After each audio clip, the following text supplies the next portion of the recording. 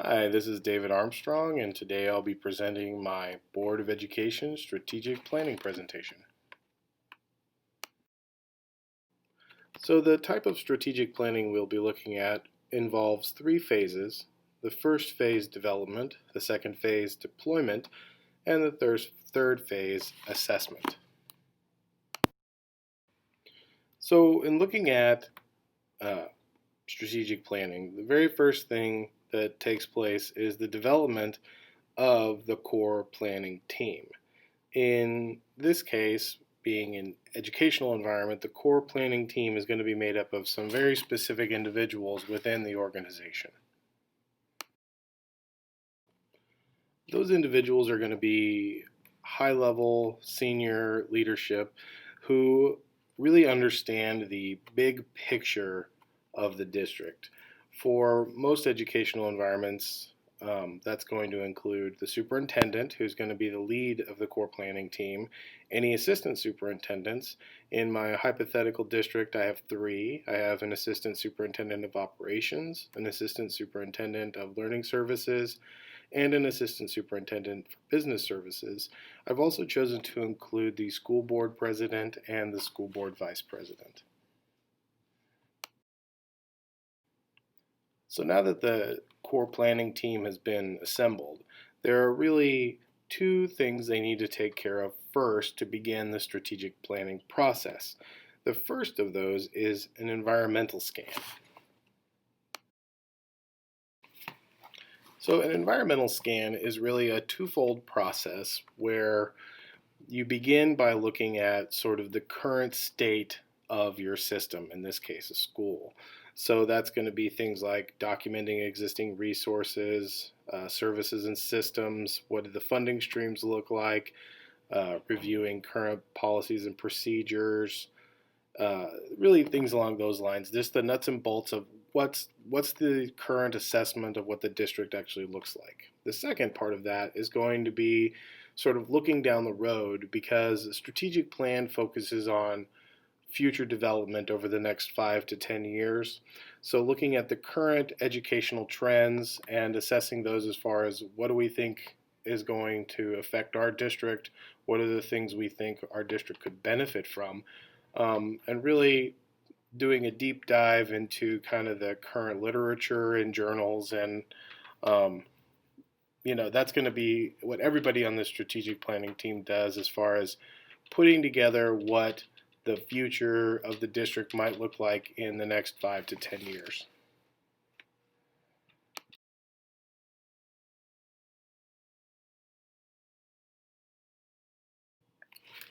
The second part after the environmental scan is done is a two-parter. So there's going to be a stakeholder survey and an internal audit, which are conducted simultaneously by the core planning team. The first of those two, the stakeholder survey, is designed to ask four real essential questions. And that's going to be like, what are the greatest challenges facing the district in the next 5 to 10 years, depending on how long they're going to look at the strategic plan. In this case, 5. What are the most important skills and abilities students need? So, still talking about future success. Um, what evidence do you use to evaluate quality in education, and financial priorities are the four sort of really essential questions when developing a long-term strategic plan. Now, there are two optional questions that can be asked, and those are more open-ended. So the first four questions are going to be asked on a forced choice survey, which essentially means that when somebody's asked a question, they're going to be given a scale of 4 on a Likert scale, and so it removes the middle neutral quantity so that somebody has to choose what they like. So that will help establish priorities. But the two optional questions, which are what could the school district do that would delight you, and what information or advice would you give the strategic planning team as they make decisions about long term priorities and goals, are more open ended to try to generate long form or short form answers.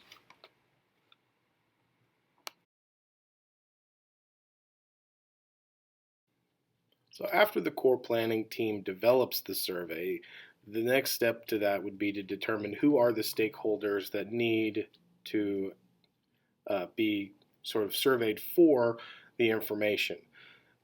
You suggest using Laswell's community sectors, which are 8 important sectors which help define the community. Those include power, information, capital, well-being, human development, support, respect, justice, and ethics. Each one of those touches on a different group of people, such as power, meaning like people who have influence, sort of public officials, uh, union members, anybody who has sort of political power within the community. Information being the media, maybe local colleges or community college, sort of the administration of those. Capital would be banking or the Chamber of Commerce. Well-being would be hospitals, fire and police officers, social workers. Human development would be teachers, those in education, maybe they, rather than the administration of schools, those who actually work with students in schools. So community college professors, adjunct professors along those lines. Support is going to be more of your civic organizations like Kiwanis, Rotary, the PTA, and the PTO. Respect is an interesting category because we're talking about like veteran groups like the American Legion or Veterans of Foreign Wars, and also that's where your ministerial groups come in. And then justice and ethics are your judges, your attorneys, and then in some cases also ministers there where they deal with more ethical issues. So a wide variety of people who need to be consulted to make sure that the survey is conducted uh, sort of in a broad sense to the entire gamut of the community.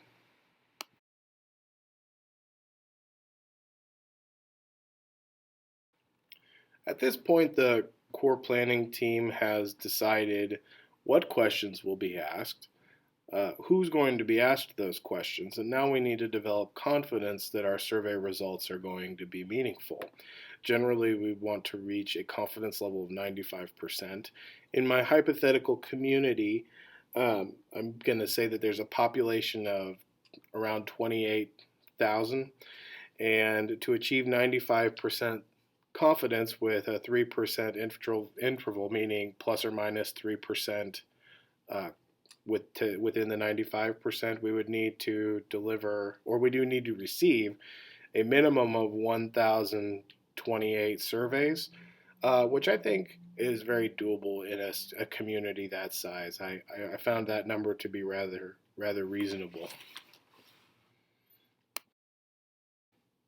So, as the stakeholder survey really focuses on the external groups that affect a school district, the internal audit is going to turn that gaze inward rather than outward, and these are sort of like the mission critical pieces that are going to help us develop a strategic plan for organizational excellence.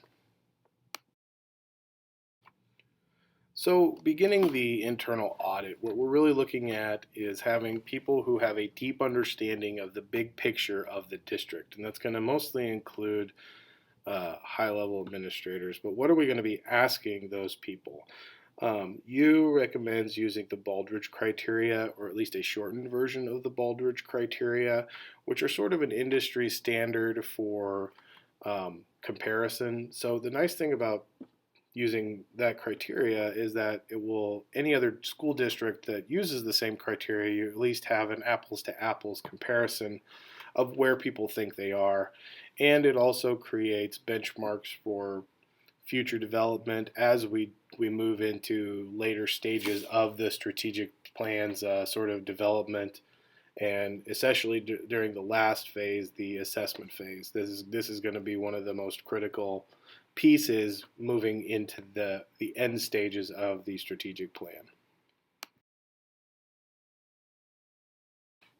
So who are the high level internal stakeholders, the highest priority stakeholders? They really are the people who have the big picture understanding of the district. That's not to say like the people who do classroom work or building level administrative work aren't the one, but they're the ones who do more of the implementation of the plan. They're not the ones who develop the plan because their job is not necessarily to see the big picture. Their job, they have just a different specific focus. So who are those high level stakeholders? That's your board of education members, your high level senior district leadership. There are going to be some principals like your high school principal, middle school, the larger school principals who have that bigger vision in mind, and then your union representatives who are kind of the stand-in for the individual teachers as somebody who takes a look at the larger context of how things are developed and deployed.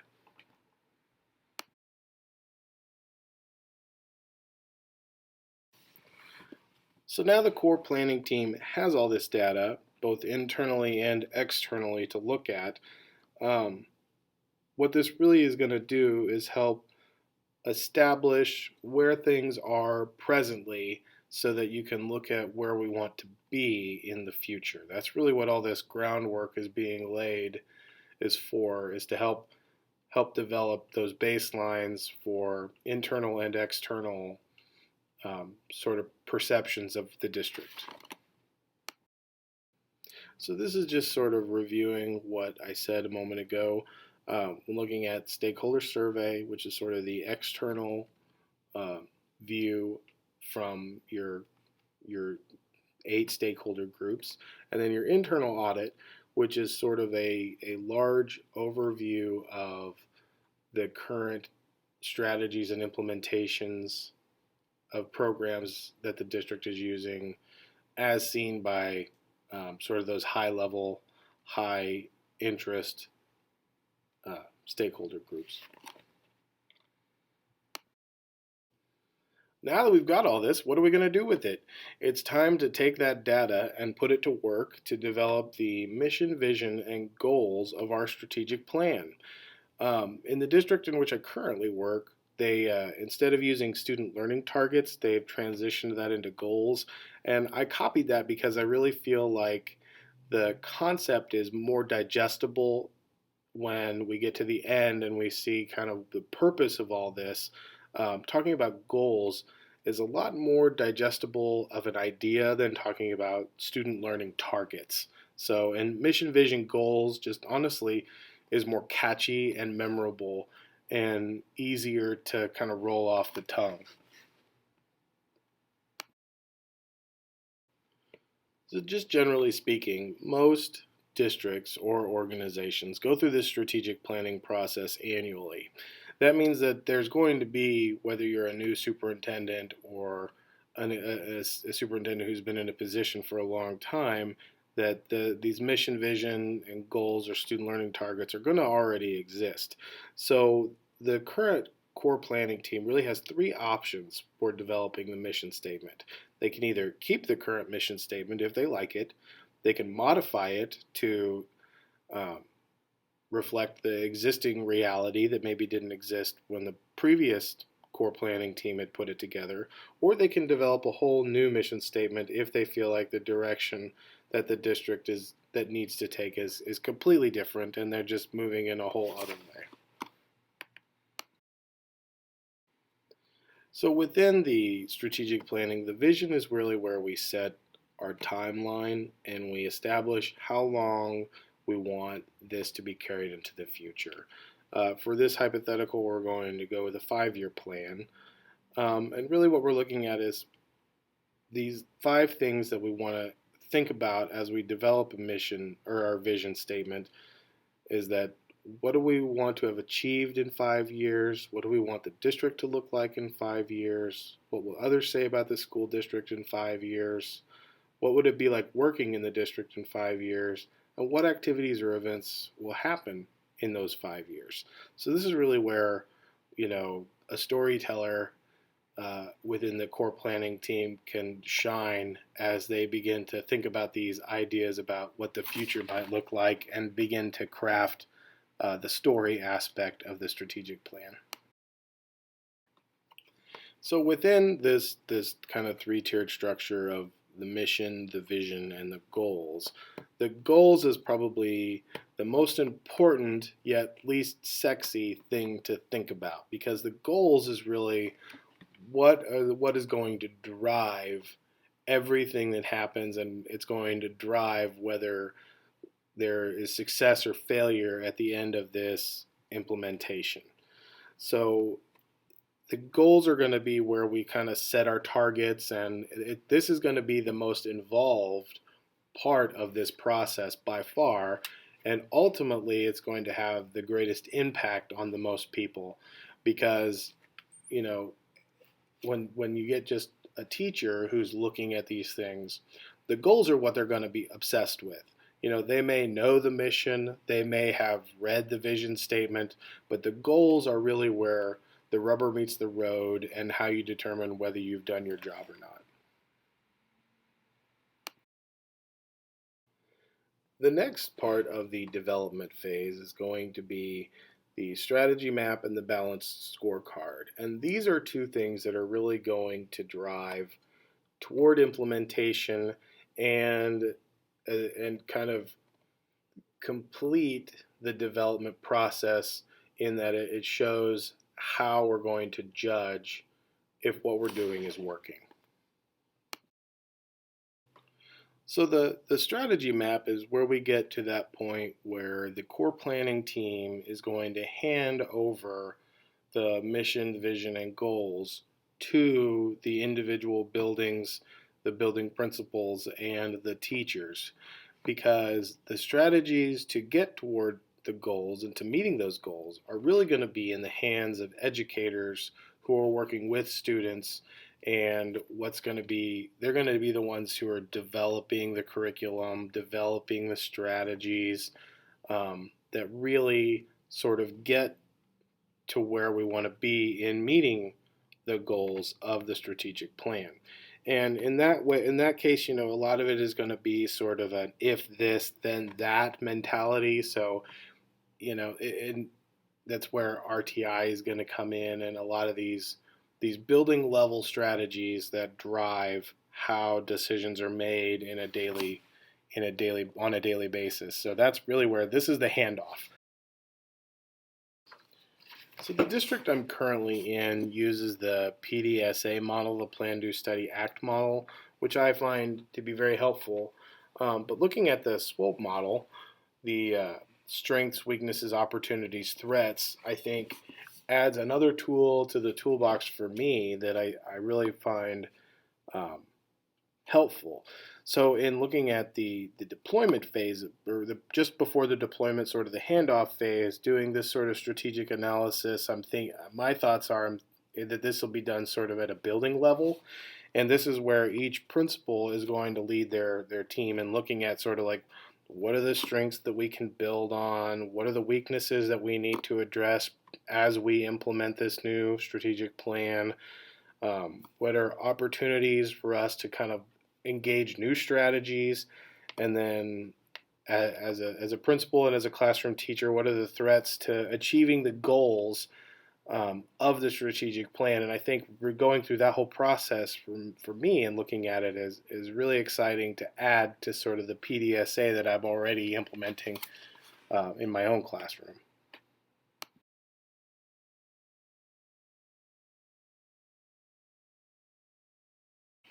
So moving on from the SWOT analysis, we're going to start looking at the development of data so that the balanced scorecard can be put together, because the balanced scorecard is really just where all the data accumulates. So we have to understand how we're going to put data into that before we can talk about the balanced scorecard. So when Yu talks about data, he says there's really 5 things that data has to tell you for it to be relevant. It needs to give you a center, which is sort of your average, the median, the middle of data, and the mode, the most frequent data. It needs to show you a spread, which is kind of the variation in data over sort of a line. The shape, which is sort of a bell curve, whether it's an L or a J, or sort of making sure that your distributions is really what that's about. the trends over time, which is going to be very important in deciding whether we're meeting our benchmarks or not. And then results compared to the benchmarks, which are just, are we at them or do we exceed them? Do the trends show that we're going to meet them? So the interplay of the data on the balanced scorecard, we have are really where we need to get to there. And I was struck by this as I was thinking about it by Peter Drucker, who said, if you can't measure it, you can't improve it. So establishing this sort of mentality is really going to be essential in moving toward that goal-oriented way of approaching the information on the balanced scorecard.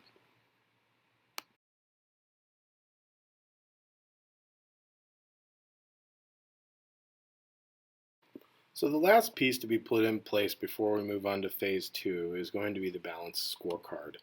The balanced scorecard is really that visible piece that's out there for the district to show the community, and sort of like give that impression of transparency, like saying this is everything that we believe is important. These are how we are measuring these things, and we want you to know whether we're doing a good job or not. And hopefully that'll reflect that the job we're doing shows improvement to based on our benchmarks, but it also is going to show like um, in a real meaningful way how we choose to measure ourselves. And I think that this is probably one of the most important pieces of this whole exercise, because the balanced scorecard is really the core planning team, the upper level administrators, the school board, the like elected officials who have a lot riding on this, saying we're going to put everything we've got out there for you to see, and we're going to let you be the judge of whether we're achieving our goals or not. And I just think that that's a really great way to go about it, because I'm a big believer in transparency. So the core planning team really spends a majority of its time in this strategic planning process, in this upfront where everything gets put in place. And then the deployment is where it's all sort of rolled out, the boots are put on the ground, um, and you just sort of see how it goes and then adjust as needed. But this is really where other people outside of the core planning team are really the ones driving the agenda. So, what does deployment actually look like, and what does that mean for the core planning team as it gets things going? So, just as with the survey and the internal audit, we're looking at an internal and an external view of the district. Deploying the mission, vision, and goals is also going to be twofold, in that we're going to deploy it internally on an organizational level, and the mission, vision, and goals are going to be deployed externally on the community level. The organizational deployment is going to take place in two ways. First, it'll be on the district level, where sort of the senior leaders take the lead on messaging and really get that out there.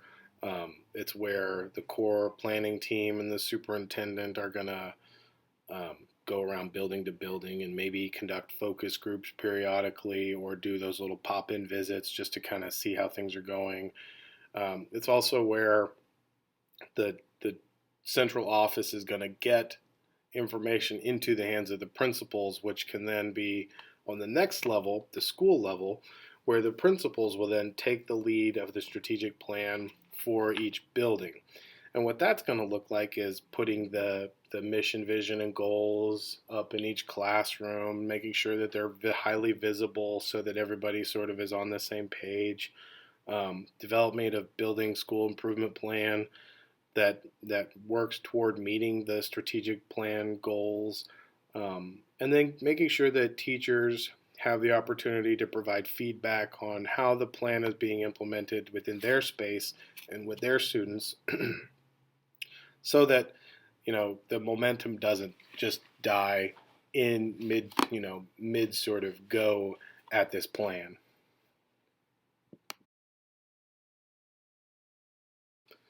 So community deployment, now that we've sort of dealt with how things will be handled internally for the school, the community deployment is going to focus around the superintendent taking the message out to the community, back to those stakeholders, those 8 stakeholder groups that we talked about before, and making sure that they're informed on what's going on within the district. So some of that will include like making sure that things get presented regularly at school board meetings. It's also going to make sure that the core planning team continues to meet so that they can monitor progress and receive updates and tweak things as they go along on the larger level, on that like broad, big picture level.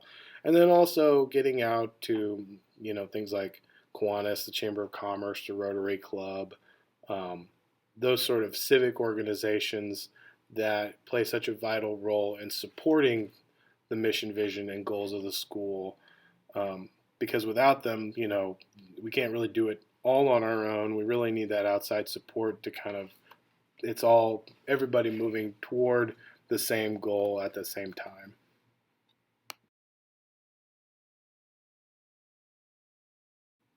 So here we are.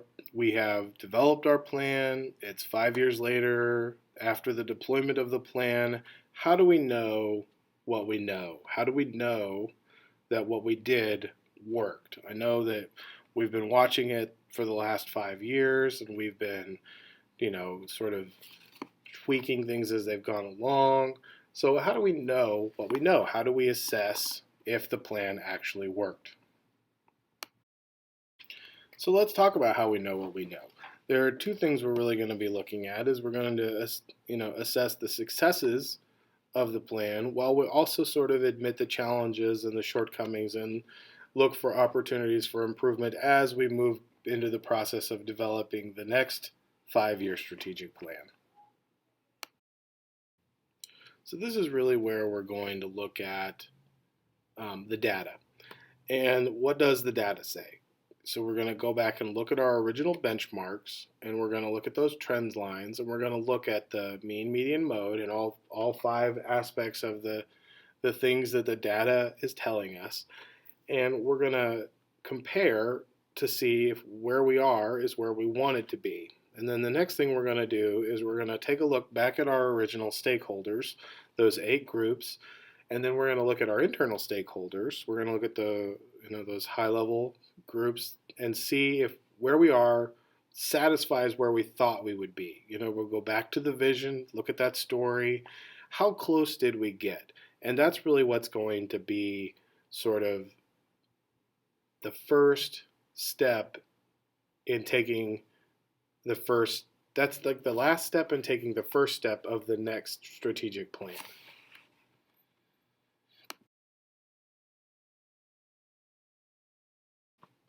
And so this is where the balanced scorecard comes back into play, because it's going to be that essential piece that really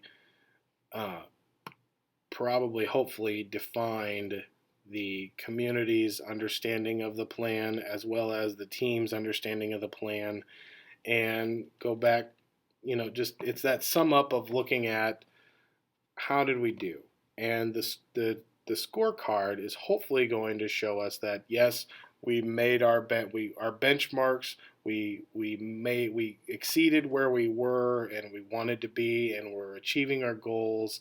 And even if there are some aspects where we're falling short, we're going to double down on fixing those for the next time, and that's going to, this process will continue to roll on, and we'll do a reassessment, and the whole process in this phase is where we begin the next phase, or it's cyclical. In that strategic planning is never ending, and this is sort of, even though it's the end, it's also the beginning, and I think that's really the beautiful thing about this process. The very last thing that we do with our strategic plan is we have to communicate with transparency how things went to the public. So in communicating to the public, this is probably my favorite part, is because we get to look at this data, and it's not that we want to just throw data at people, because that's what we've been doing with the scorecard, is we just give people data and don't we provide some context. But what we're gonna do now with the communication and the final piece is we really get to take that data and we get to let that data tell a story. So the role of the core planning team in this final communication of the strategic plan, is to really create the story that the data is telling us. And then the role of the superintendent is going to be to take that story and give it to the community. Um, and that, I think, is my favorite part of all of this, is that idea that we're gonna take this and we're gonna use it to tell a story. And I think that's going to be the most powerful aspect of all of it in the strategic planning process, is that storytelling aspect. The role of the district communications officer, which we have in my district, is going to be to do sort of the official version of that, which is the press releases and um, mostly that kind of stuff. That's going to be the official side of it, but it's not going to be the story side. It's going to be all the supplemental details. Building principals are going to be to take that story that's given to them by the superintendent and really express it to the staff. And then the staff, the classroom teachers, are going to be the ones who take that story and really interpret it to the students and to the parents, they're going to be the primary ones that work with that. So you see how this sort of falls down, from the top where the story is created to how it gets disseminated. But I really love this piece. This was definitely by far my favorite aspect of the whole process. So that's my presentation. It ended up being a little longer than I hoped it would, so sorry about that. Um, I really appreciate everything I've learned in this class, and I'm definitely ready to move on and have a break, though. Thank you for all your time in going over this, and Merry Christmas.